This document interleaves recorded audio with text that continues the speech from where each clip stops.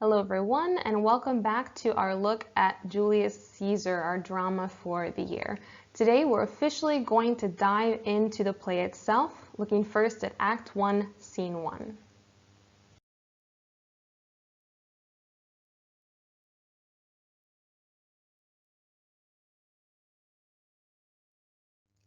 We've now arrived officially at the very first scene in Julius Caesar, and we see that this scene begins on a simple street in Rome. And while that might seem like a very weird place to start, it's going to be very important as we see from the very beginning this issue in terms of struggling and striving for power, but also this desire to withhold power from Caesar in particular.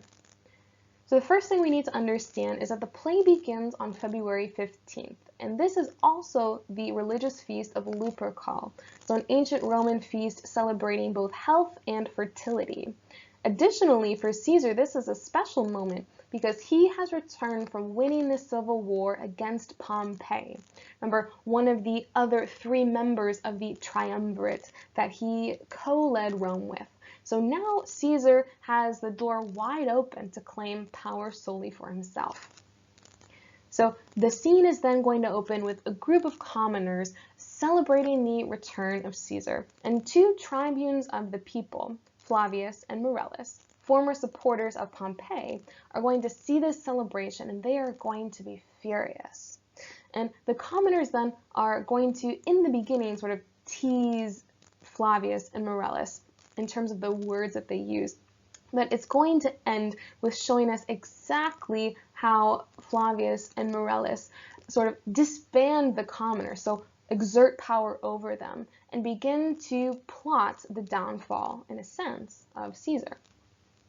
So again, when we're talking about these characters, Flavius and Morellus are tribunes of the people, also supporters of Pompey, and their role within ancient Roman government is to support the needs of the people, something they do not do very well in this scene. Additionally, the other two central figures in this scene are the first and second commoner, one a carpenter, the other a cobbler, who are celebrating Caesar's return. Without further ado, let's go ahead and dive into our dramatic reading of Julius Caesar, Act 1, Scene 1. Hence home, you idle creatures! Get you home! Is this a holiday? What, know you not? Being mechanical, you ought not walk upon a labouring day without the sign of your profession. Speak, what trade art thou? Why, sir, a carpenter. Where is thy leather apron and thy rule? What dost thou with thy best apparel on? You, sir, what trade are you? Truly, sir, in respect of a fine workman, I am but, as you would say, a cobbler. But what trade art thou? Answer me directly. A trade, sir, that I hope I may use with a safe conscience, which is indeed, sir, a mender of bad souls. What trade, thou knave, thou naughty knave, what trade?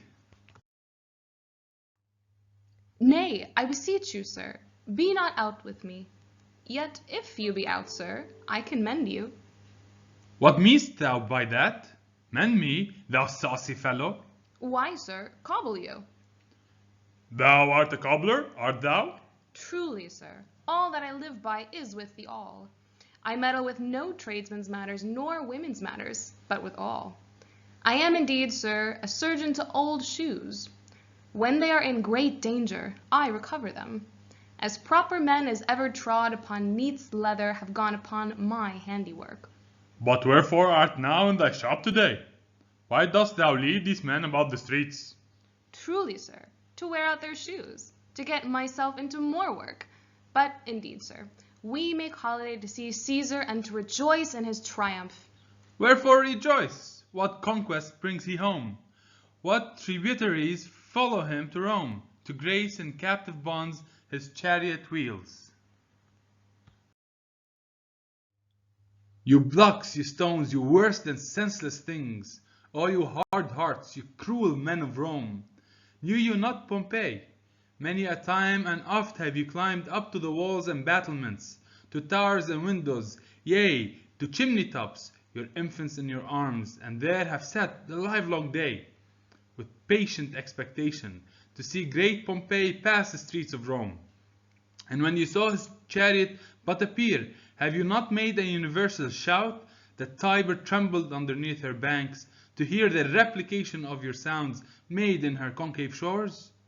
And do you now put on your best attire? And do you now call out a holiday? And do you now strew flowers in his way, that comes in triumph over Pompey's blood? Begone! Run to your houses, fall upon your knees, pray to the gods, to enter mid the plague that needs must light on this ingratitude. Go, go, good countrymen, and for this fault assemble all the poor men of your sort.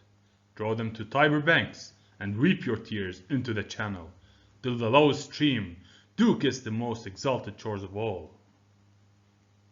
See, where their basest metal be not moved, they vanish tongue-tied in their guiltiness. Go you down that way towards the Capitol. This way will I. Disrobe the images, if you do find them decked with ceremonies. May we do so? You know it is the feast of Lupercal. It is no matter. Let no images be hung with Caesar's trophies. I'll about and drive away the vulgar from the streets.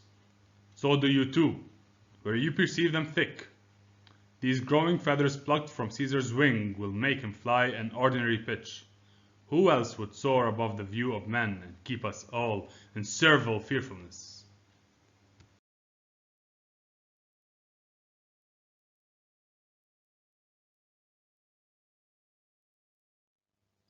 Diving then into the literary importance of what's going on here, we need to first understand comprehensively what's happening.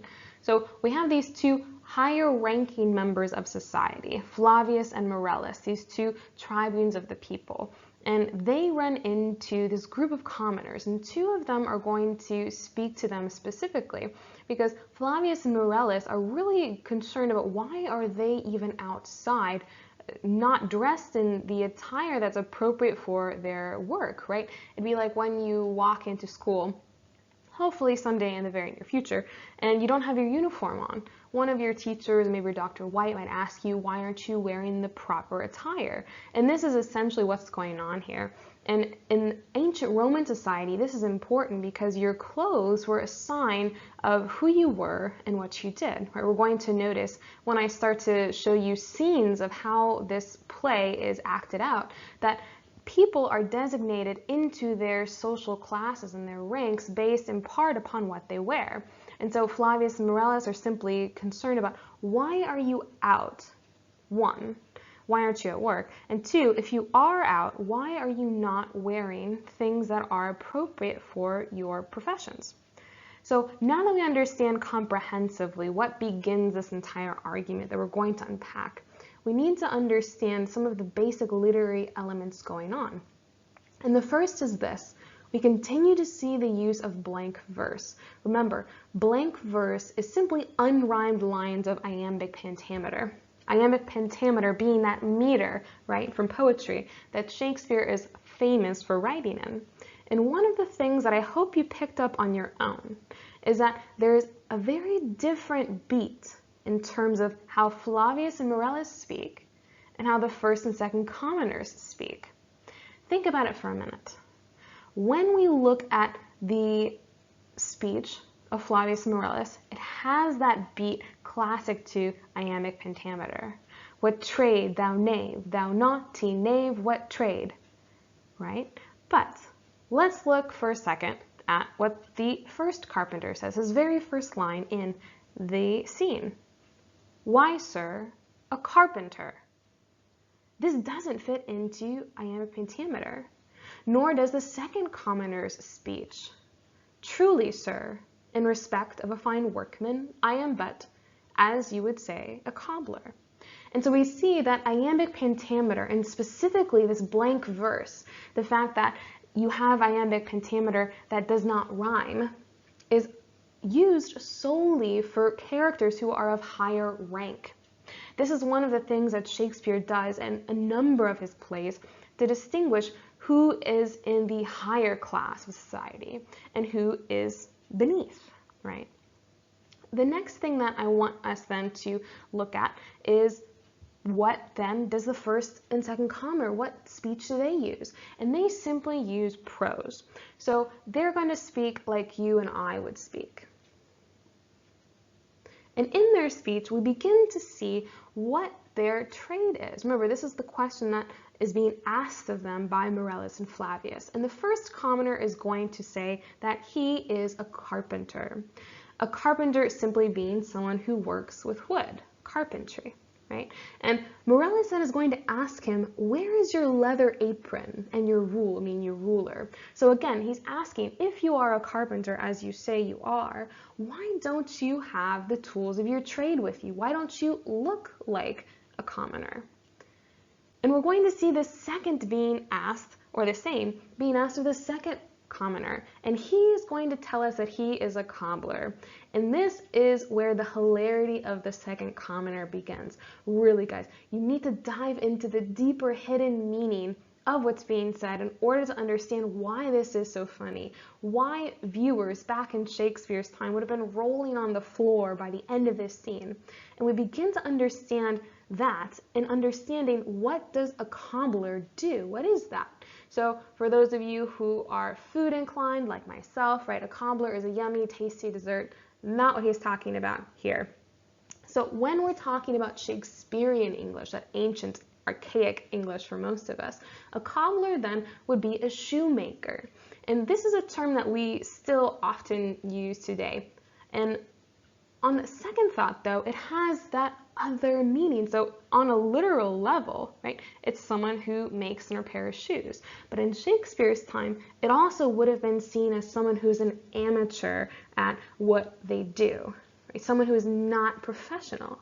And this is going to be the play on words that's used throughout the scene. And this is why we begin to see Morellus get so confused, right? Because he takes this meaning of the word not to be a shoemaker, but saying that he is an amateur, right? So Morellus is going to ask him, but what is your trade? Answer me directly.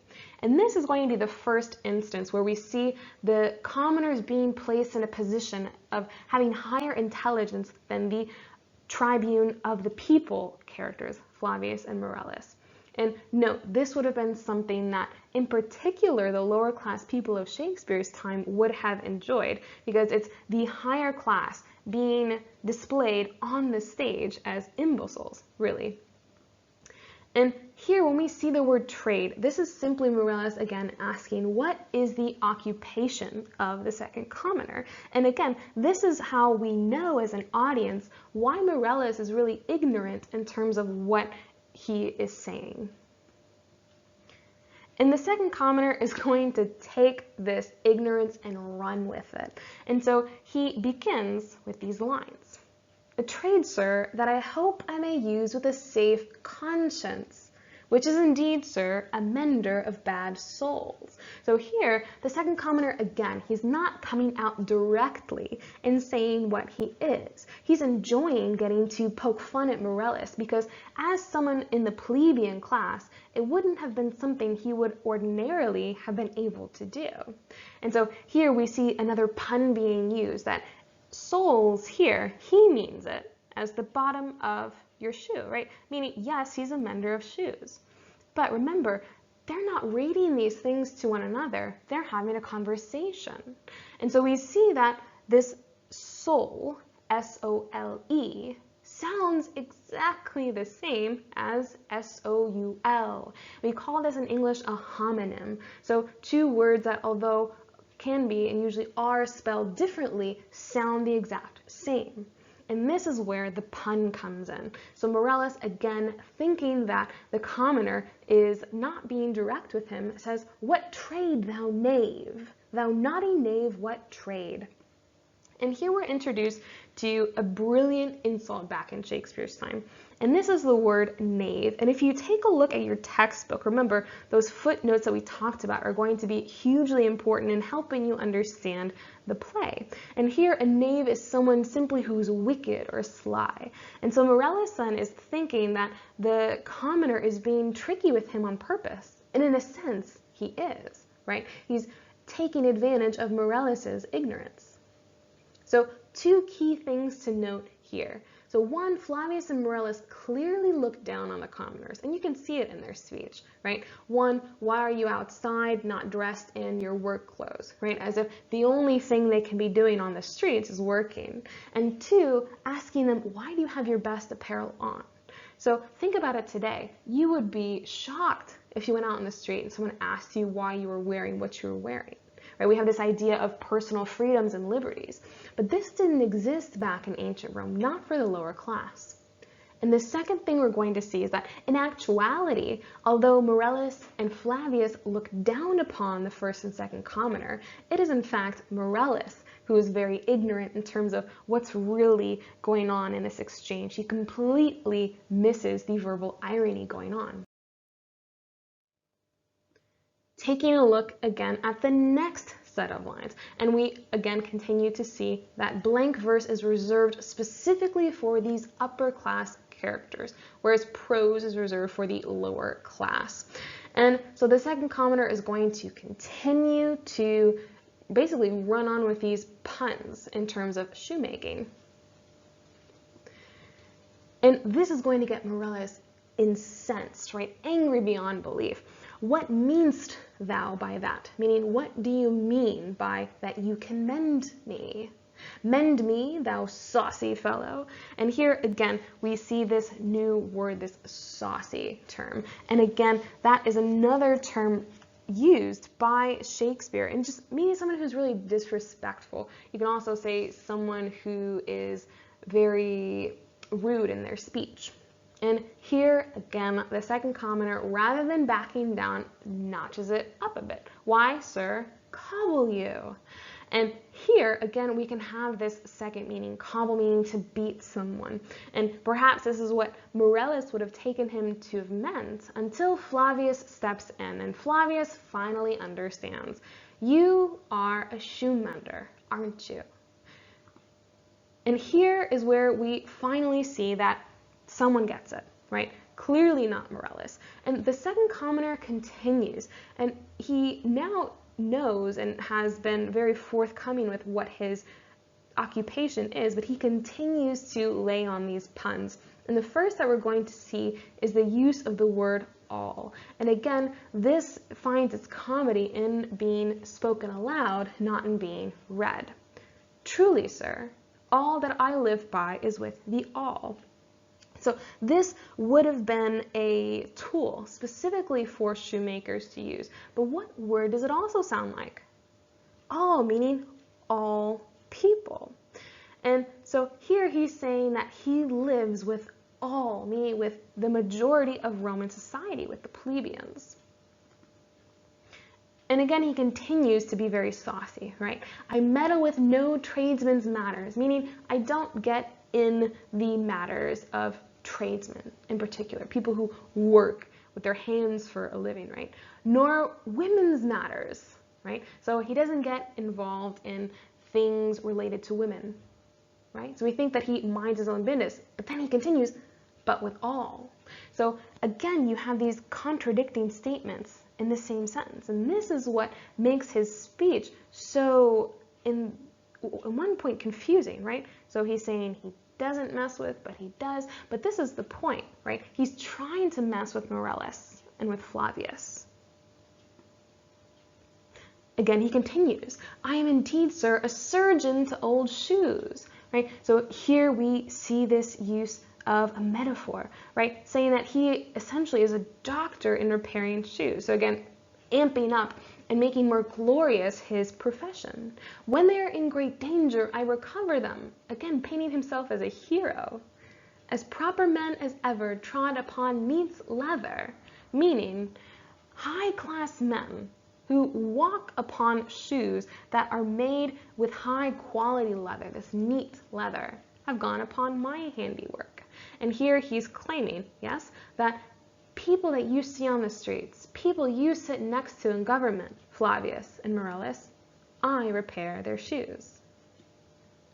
So this shows not only is he a master with words, but also with shoes, right? So again, placing himself at a closer ranking to Flavius and Morellus than they perhaps would like. And now we come to see Flavius's viewpoint. And here he's saying, but why aren't you in your shop today? Again, highlighting the fact that Flavius and people in higher positions of society think that this is where plebeians, like the commoners, belong. And again, the second commoner still keeping up with his puns, yes? He's saying to wear out their shoes, right? So again, pun, but also revealing, right, that he's a smart businessman. He knows what it takes to get an income, right? But more importantly than this, his lines here reveal that he is loyal to Caesar and Caesar alone. And this is what's going to start the heart of this scene, this long extended monologue that we see from Morellus. And this is where his monologue is going to begin. And we see that he begins by using rhetorical questions. Remember, we talked about these rhetorical devices that are going to be used throughout Julius Caesar. And this is one of them, right? Asking questions that you don't literally want an answer to, right? The answer is obvious, but you're trying to provoke a chain of thought into your speaker. So again, key things to note here. The second commoner continues to use verbal irony, and this is going to go over Morellus and Flavius's head for a majority of the scene. And we continue to see that there is this masked disdain for the commoners, that their place is in their workshop, not on the streets. So we're nearing the end then of our scene, but we're coming to a really important part, and that is Morellus's monologue. Now remember, a monologue is simply a long speech that's given by a single character to other characters in the scene with them and also to the audience. An easy way to remember that is to remember that the prefix mono means one, so one character is speaking. And Morellus starts off extremely harsh. He doesn't waste time in revealing exactly how he views the commoners in terms of their love for Caesar. And he equates them to these senseless things, right? You're worse than that, meaning your love for Caesar comes from a place of idiocy. So again, not holding back in the way that he feels. And he's going to continue to use rhetorical questions to really highlight what he perceives as the betrayal of the commoners. So here when he asks, "Knew you not Pompey?" or "Did you not know Pompey?" it's not that he really doesn't know. He's trying to remind them that for him, seemingly weeks ago, right, you were praising Pompey, and now all of a sudden you choose to promote Caesar. This is the heart of Morellus's issue. And he's going to continue to highlight this through the use of several literary devices. And here Shakespeare beautifully weaves in a bunch of them together. And he's going to start first with imagery. And so here Morellus is painting a picture of all of these commoners during the time of Pompey, that they would climb the walls of the city, that they would climb into towers, onto the very roofs of their homes, bringing their children with them, sitting the entire day waiting just to glimpse Pompey as he passed in the streets of Rome. So here, automatically, we need to question whether or not this devotion is real, because even now, in their claimed love for Caesar, right, we already know that's why the commoners are on the street. None of them are climbing the walls. None of them are patiently waiting, expectant, right? They're just in the streets celebrating. So we need to really judge whether or not Morellus's description is accurate. But it goes to show how deeply hurt Morellus feels now at seeing the commoners praising Caesar instead of Pompey. Additionally, we're also going to see Shakespeare throughout the play reference things either geographically or culturally about Rome. Remember, this is set in a real historical backdrop. So Caesar existed, right? And his betrayal was very real. It's historically documented. And so we need to never lose sight of that. So this reference to the Tiber is talking about a river in Rome. And here, Morellus is using it to explain that you used to praise Pompey so much that the Tiber River shook within her banks. right? An example of hyperbole or over-exaggeration. And the point he's trying to drive home is that you used to praise Pompey so much. How can you now, in light of his death, be praising his murderer? Also, we see the use of personification, right? And the reference to the Tiber being a person. Additionally, we have the continued use of rhetorical questions. So here, again, he's not asking because he wants a real answer. He's asking to promote thinking within his audience. Again, a trick, right, to persuade people to agree or believe you. And the same is true of repetition. And do you now? And he repeats this constantly, right, to get them to understand all of this praising you did for Pompey wasn't that long ago. And now you decide to put on the best that you have, and now you decide to make a holiday of the day and throw flowers in the path of the man who killed Pompey? How could you, right? So we really get to see the depth of emotion that Morellus is feeling. And the result then of that emotion is he banishes these commoners from the streets. And the first thing that he does is he plays on their cultural ties to the gods. So here he says, pray to the gods to intermit the plague, meaning pray to the gods you worship to, right? The ancient Romans would have had many that they worshipped, to suspend or to withhold the plague. What plague might Morellus be referring to then? Think about it. Their actions, their praising of Caesar, right, he says is going to bring on this massive worldwide disease, right? So he's saying your mistake, your praising of Caesar, needs to be paid for through praying to the gods. Again, promoting the fact that they were deeply religious. So playing on their emotion or their pathos. And just two key notes here in this monologue in particular is that we see that Morellus is very quick to blame the commoners for essentially something that we don't know they're guilty of. Did they really love Pompey all that much, right? But also that he assumes he understands the commoners, right? As a person of position over them and someone who, as a tribune of the people, would have been responsible for promoting their needs in government. He feels that he understands them, but at the same time, he doesn't hold back in showing disdain for them. And now we come to the very last section in Act 1, Scene 1. Again, we have that repetition of blank verse being used only for those who are of higher ranking. So in this case, Flavius and Morellus. And we're going to see something different in terms of Flavius. Flavius, when he addresses the commoners, he's more careful than Morellus is to mask his disdain for them. And we're going to see that mask come off in a moment. But he addresses them, good countrymen, right? Trying to show politeness towards them. And here, he also, though, agrees with Morellus. You need to go back to the banks of the Tiber, so the shores of the river, and your tears, you need to cry so much that you fill up the entire stream, right? That you raise the level of the water to kiss the shores that you stand on, right? Again, this use of hyperbole, meaning that you need to cry your eyes out for what you've done to Pompey. And then we see here, exeunt all the commoners, so they leave.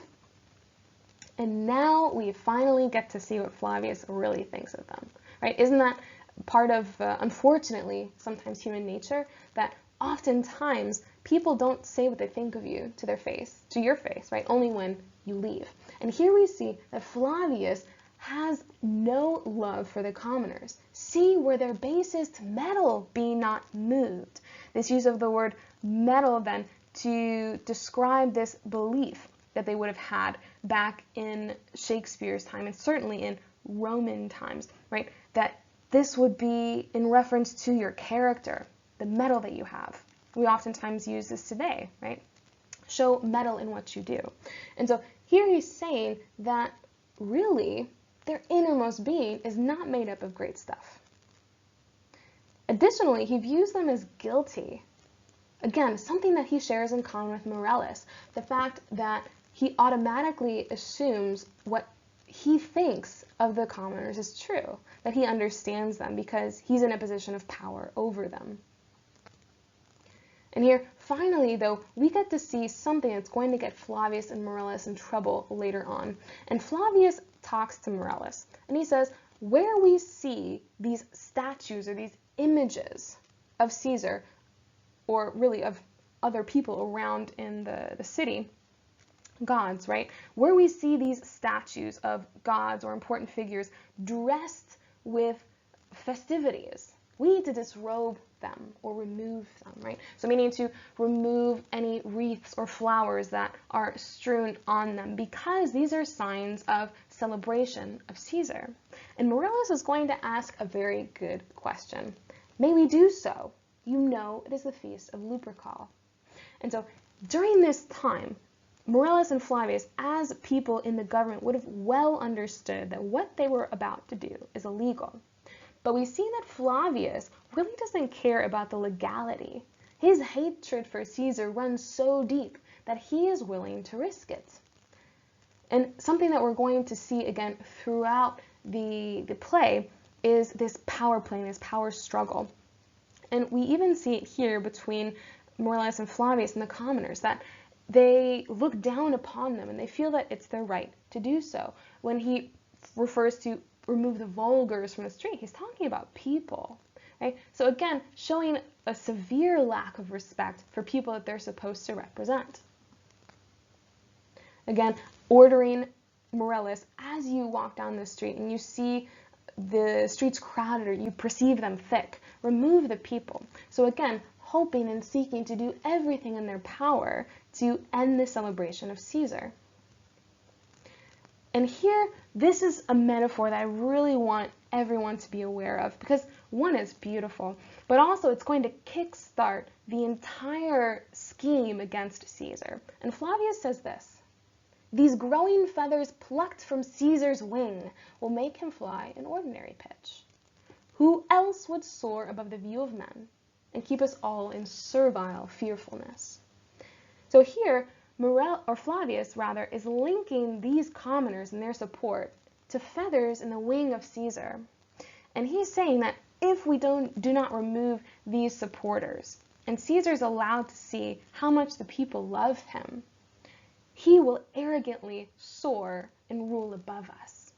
And then in exchange, right, we will be made servants. And this is something that Flavius and Morellus are very fearful of. Right? And again, this is also going to be something that drives the plot against Caesar through the entire play. The people who are in power, nervous and terrified rather, that Caesar will rule as a dictator and a tyrant. So again, final key notes for this scene. We see that Flavius's language also reveals, his honest language that is, that he shows disdain for the commoners. And we also begin to see how deeply the hatred for Caesar runs within people who hold power. And that this is going to be the very first of many scenes that we see where people plot to do whatever they can to remove Caesar from power. That's the end of our first video in Julius Caesar, Act 1, Scene 1. For homework, please complete the worksheet for video number 19, so the video that you just watched. So I've posted the assignment on Google Classroom, so you can find the worksheet there. You can download it as a PDF. Simply fill it in either as you watch the video or when you're done. It's up to you. And just an announcement, every time I post a video, I'm going to give you a short worksheet on it that I'd like you to turn in. And this is just to make sure that you're trekking with the comprehension level of the play, but also those literary devices that we're discussing, because it's much harder to try to understand everything once you've gotten to the end of an act. Far better to do it scene by scene as we complete them, okay? So that worksheet is going to be due this Friday, April 24th. Again, you can find it on Google Classroom, and I'd like you to submit it just like you're submitting all of your other assignments on Google Classroom now that we've transitioned there. If you have any questions, you can go ahead and email me at ka0052@lesbg.com. Thanks, and have an awesome day.